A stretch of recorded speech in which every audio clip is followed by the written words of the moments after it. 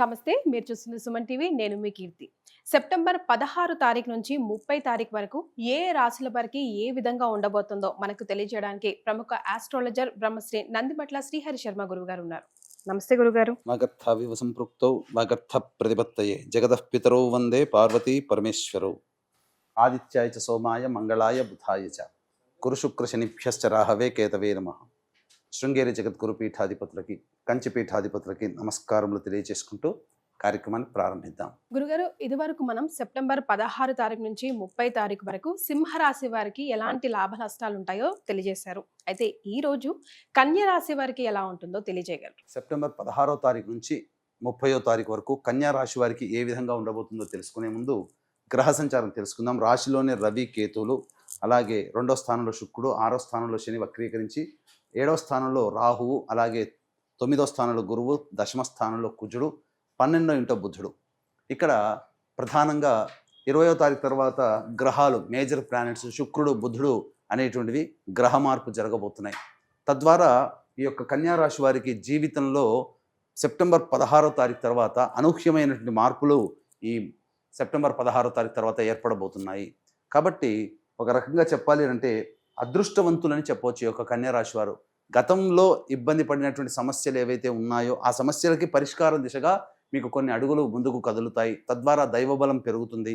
అనుకున్నటువంటి కార్యక్రమాల్లో ముందుకు వెళతారని చెప్పవచ్చు. ముఖ్యంగా రియల్ ఎస్టేట్ రంగంలో ఉన్నటువంటి వారికి అద్భుతమైనటువంటి అవకాశము ఇక భవిష్యత్తు మీదేగా ఉండబోతుంది. ఎందుకంటే అక్టోబర్ 18వ తారీఖు నుంచి కుజుడు లాభస్థానంలో ఈ యొక్క స్తంభన యోగంలో ఉండడం, అత్యంత యోగప్రదుడుగా మారడము, భూగృహ వసతులు లేనటువంటి వారికి భూగృహ వసతులు దొరికే విధంగా మీకు అడుగులు మీ ముందుకు పడడం, తద్వారా మీ జీవితంలో అనుకున్నటువంటిది, ఎన్నాళ్ళ నుంచో గృహం రాలేదు, అలాగే ఒక మంచి స్థలం ఉంటే బాగుండు, లేదా ఒక మంచి వాహనం ఉంటే బాగుండు, లేదా ఇలా అనేక రకాలైనటువంటి ఆలోచనతో ఉన్నటువంటి వాళ్ళకి మంచి స్థిర ఆస్తి ప్రాప్తి, ఫిక్స్డ్ అసెట్స్ అనేటివి మీకు కలుగుతాయి.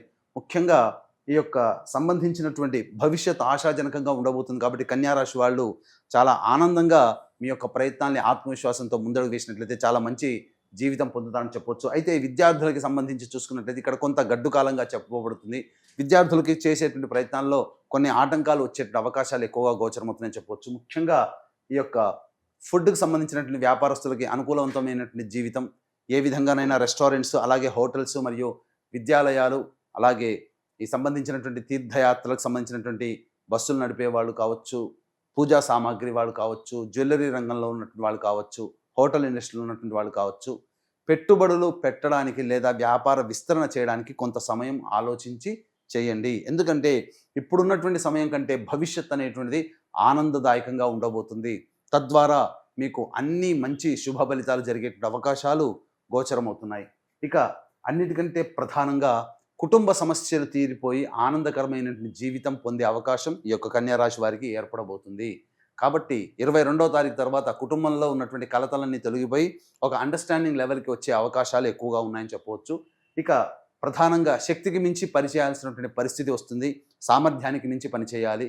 కాబట్టి మీరు ఏదైనా పని చేయాలనుకున్నప్పుడు ఇంతవరకే చేయాలని అనుకునే దానికంటే ఎంతైనా చేసి మీరు ఎంత ఫలితం పొందాలనుకున్నారో అంతకి రెట్టింపు కష్టపడితే తప్ప ఫలితం పొందలేనటువంటి పరిస్థితి. కాబట్టి ఇక్కడ శ్రమకు తగ్గినటువంటి గుర్తింపు అనేటువంటిది ఉంటుంది. ఆ శ్రమ మీరు చేపట్టడమే చాలా హార్డ్ వర్క్తో మీరు కనుక ముందడుగు వేసినట్లయితే మంచి జరుగుతుందని చెప్పవచ్చు. కాబట్టి ఇక్కడ అన్నిటికంటే ప్రధానంగా మందకొడిగా సాగినటువంటి యొక్క కన్యా రాశి వారికి జీవితం 21వ తారీఖు తర్వాత జీవితంలో మార్పులు ఉండబోతున్నాయి. బుధ సంచారం ఎప్పుడైతే ఈ యొక్క కన్యా రాశికి ప్రవేశం చేస్తుందో అప్పటి వరకు ఈ యొక్క సంబంధించినటువంటి కన్యా రాశి వారికి సమస్యలన్నీ కూడా తీరిపోతాయని చెప్పవచ్చు. ఇక రాశిలోనే రవి యొక్క సంచారం ఈ యొక్క నెలంతా ఉండడం, ఈ కారణం చేత ప్రధానంగా అధికారుల యొక్క ఆగ్రహానికి గురయ్యేటువంటి అవకాశాలు ఎక్కువగా గోచరమవుతున్నాయి. అయితే ప్రభుత్వ రంగంలో ఉన్నటువంటి వారికి అనుకూలమైనటువంటి పనులు జరుగుతాయి. ప్రభుత్వ కాంట్రాక్ట్లో ఉన్నటువంటి వారికి, ప్రభుత్వ ఉద్యోగస్తులకి అధికారుల యొక్క అండదండలతో మీ యొక్క కార్యక్రమాలన్నీ కూడా చక్కబెట్టుకుంటారని చెప్పొచ్చు. ఏ వ్యక్తికి అయినప్పటికీ కూడాను ప్రధానంగా సమస్యలు అనేటువంటివి ధన రూపేణ వస్తాయి. కాబట్టి 100లో 75% సమస్యలు ధన రూపంలో వస్తాయి, 75% సమస్యలు ధన రూపంలో తీరుతాయి. కాబట్టి ఏ రోజుల్లో ఎప్పుడు ఖర్చులు అధికంగా ఉంటాయి, ఎప్పుడు ధన రాబడి అధికంగా ఉంటుందనే విషయాల గురించి క్లుప్తంగా తెలియజేసుకుందాం. 16, 17, 18, 19 ఈ 4 రోజుల్లో మీరు గత 2 వారాలుగా ఇబ్బంది పడుతున్నటువంటి ధనపరమైనటువంటి సమస్యలకి చెక్ పెట్టే విధంగా ఉంటుంది. చక్కగా ధన రాబడి అధికంగా ఉంటుంది. రాని బాకీలు వసూలవుతాయి. మీ జీవిత భాగస్వామి లేదా వ్యాపార భాగస్వామి తీసుకున్నటువంటి నిర్ణయాల వల్ల మీకు అనుకూలమైనటువంటి స్థితిగతులు కలుగుతాయి. ముఖ్యంగా మీ అవసరాలకి తగ్గట్టుగా ధనము మీకు అందుబాటులో ఉంటుంది. తద్వారా ఈ 16, 17, 18, 19 తారీఖుల్లో ఉన్నటువంటి విధంగా చక్కగా మీరు ప్లానింగ్ చేసుకోవచ్చు. ఇక 20, 21, 22 తారీఖుల్లో ఖర్చులు అధికంగా ఉంటాయి. ఇక ప్రధానంగా మానసికమైనటువంటి ప్రశాంతత లోపిస్తుంది. ఏ పని అనుకున్నప్పటికీ కూడాను ఆ పనిలో మీకు అనుకూలత అనేటువంటిది ఉండదు. ముఖ్యంగా ఈ 23, 24 తారీఖుల్లో కనుక చూసుకున్నట్లయితే సంతానంతో విభేదాలు పెరిగే అవకాశాలు ఉన్నాయి. కాబట్టి సంతానం మూలకంగా సంతాన పరంగా సమస్యలు వచ్చే అవకాశాలు, ఖర్చులు పెరిగే అవకాశాలు ఎక్కువ ఉన్నాయి. కాబట్టి ముఖ్యంగా సంతానంతో వాగ్వివాదాలు పెట్టుకోకండి. ఈ విధంగా 23, 24 తారీఖుల్లో ఈ విధంగా మీరు ప్లానింగ్ చేసుకున్నట్లయితే మంచి జరుగుతుంది. అలాగే తీసుకునేటువంటి నిర్ణయాలు ఆలస్యంగానే మొదలవుతాయి, ఆలస్యంగానే పూర్తవుతాయనే విషయాన్ని ఈ యొక్క 23, 24 తారీఖుల్లో మీరు గమనించవచ్చు. ఇక 25, 26 తారీఖుల్లో చేస్తున్నటువంటి వృత్తి, ఉద్యోగ, వ్యాపారాల్లో మీ పేరు ప్రతిష్టలు పెరుగుతాయి. అధికారుల యొక్క అండదండలతో మీ యొక్క పనులని చక్కబెట్టుకుంటారు. మిమ్మల్ని ఒక కాపు కాస్తారు. మీ సమస్యల్ని, మీ తప్పుల్ని ప్రచారం కాకుండా మీ అధికారులే మీకు అండగా ఉంటారని చెప్పవచ్చు. ముఖ్యంగా నిరుద్యోగస్తులకు 25, 26 తారీఖుల్లో ఉద్యోగము లభించే అవకాశాలు, మంచి వార్త వింటారు. ఉద్యోగ భద్రత పెరుగుతుందని చెప్పవచ్చు. ఇక 27, 28 తారీఖుల్లో అన్ని రంగాలలో ఉన్నటువంటి వారికి చక్కటి అవకాశాలు లభిస్తాయి. అనుకున్న మేర ఆనందంగా జీవించడానికి మార్గాలు సుగమం అవుతాయి. కాబట్టి చేతి వృత్తులు, కుల వృత్తులు, అలాగే ఉద్యోగం చేసేవాళ్ళు, వ్యాపారస్తులకి అన్ని రకాలుగా సంతోషదాయకమైనటువంటి పరిస్థితిని పొందుతారని చెప్పవచ్చు. ఇక 29, 30 తారీఖుల్లో కనుక గమనించుకున్నట్లయితే ప్రధానంగా అనవసరమైనటువంటి ఖర్చులు పెరిగే అవకాశం ఉంటుంది. అలాగే నర సంబంధమైనటువంటి ఇబ్బందులు, అనగా తీవ్రమైనటువంటి తలపోటు కానీ, లేకపోతే ఎక్కువగా ఆలోచనలు చేసి కంటికి సంబంధించినటువంటి ఇబ్బందులు కానీ ఏర్పడే అవకాశాలు ఉన్నాయి. కాబట్టి జాగ్రత్తలు పడండి. ఇక ప్రధానంగా ఖర్చులు కూడా 29, 30 తారీఖుల్లో ఎక్కువగా అయ్యేటువంటి అవకాశాలు ఉన్నాయి. వ్యాపార విస్తరణకు సంబంధించినటువంటి సమయం అనుకూలంగా కాదు. కాబట్టి వ్యాపారపరమైన నిర్ణయాలు ఈ 29, 30 తారీఖుల్లో ఈ యొక్క కన్యా రాశిలో ఉన్న వాళ్ళు తీసుకోకపోవడమే మంచిదని చెప్పొచ్చు. ఏ తర్వాత చెప్పొచ్చేది ఏమిటంటే 20, 21, 22, 29, 30 ఈ 5 రోజులలో మీ ఖర్చులు అధికంగా ఉన్నాయి. కాబట్టి ప్లానింగ్ ప్రకారం మీకు అప్పుడే ఖర్చులు ఉన్నట్లయితే ఖర్చుల శాతాన్ని తగ్గించుకోండి, లేదా ఆ ఖర్చులను వాయిదా వేసుకోండి. ఎందుకంటే అన్ఎక్స్పెక్టెడ్గా ఈ 20, 21, 22 మరియు 29, 30 తారీఖులో ఖర్చులు కనబడుతున్నాయి. కాబట్టి మీరు ప్లానింగ్ ప్రకారం పెట్టుకున్న ఖర్చులు అన్ఎక్స్పెక్టెడ్గా ఈ ఖర్చులు తెరసి ఇబ్బడి ముబ్బడిగా మిమ్మల్ని ఉక్కిరి బిక్కిరి చేసే అవకాశాలు ఉన్నాయి. కాబట్టి జాగ్రత్తలు పడండి. ఏది ఏమైనప్పటికీ కూడాను ప్రధానంగా ఈ 16, 17, 27, 28 ఈ రోజులలో మీకు వ్యాపారం మూలకంగా కావచ్చు, వృత్తి మూలకంగా కావచ్చు, ఉద్యోగ మూలకంగా కావచ్చు, మీకు అధిక సంతోషం కలిగించే ధనాదాయం ఉండడము, అవసరానికి తగ్గట్టుగా, ఖర్చులకి తగ్గట్టుగా మీకు డబ్బు సహకారాలు అందుబాటులో ఉండడం మంచి జరుగుతుంది. 25, 26 తారీఖుల్లో ఉద్యోగంలో ఉన్నతమైనటువంటి స్థానానికి చేరుకోవడానికి అవకాశాలు గోచరమవుతుందని చెప్పొచ్చు. ఇక ఏ తర్వాత ఎంతటి వ్యక్తికైనప్పటికీ కూడాను దైవానుగ్రహం తప్పనిసరి.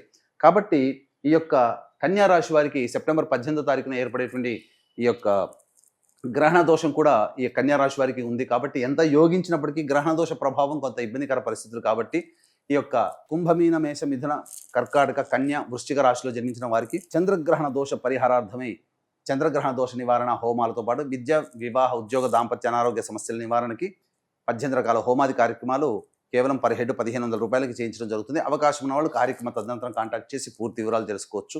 అలాగే ఈ యొక్క పితృపక్షాలలో తండ్రి వైపు 7 తరాలు, తల్లి వైపు 4 తరాల్లో కుటుంబాల్లో ఏవైనా దుర్మరణాలు ఉన్నా, అనగా road accident, fire accident, suicide attempt, నదిలో బావిలో పడి చనిపోవడం, ఇంట్లోంచి వెళ్ళిపోవడం, లివర్ ఫెయిల్, కిడ్నీ ఫెయిల్, క్యాన్సర్తో చనిపోవడం, 60 సంవత్సరాల లోపల ఏ విధంగా చనిపోయినా, కరోనాతో చనిపోయినా, కాలసర్పదోషంలో జన్మించిన, ఇలా సంబంధించినటువంటి దుర్మరణాలు కుటుంబంలో కనుక ఉంటే అది పితృదోషంగా చెప్పబడుతుంది. ఈ పితృదోష ప్రభావం వలన మనిషికి అనుకున్నటువంటి పనులేవి జరగకపోవడము, పెళ్లిళ్ళు కాకపోవడము, సంతానం కలగకపోవడము, జీవితంలో అభివృద్ధి ఉండకపోవడం అనేటువంటి జరుగుతుంది. కాబట్టి ఈ పితృదోష నివారణకు సంబంధించి సెప్టెంబర్ 25, 30 తారీఖుల్లో కార్యక్రమాలు చేయించడం జరుగుతుంది మా ఆధ్వర్యంలో. అలాగే రాలేని వాళ్ళ కోసం బ్రాహ్మణుని కర్తగా పెట్టి కూడా చేయించడం జరుగుతుంది.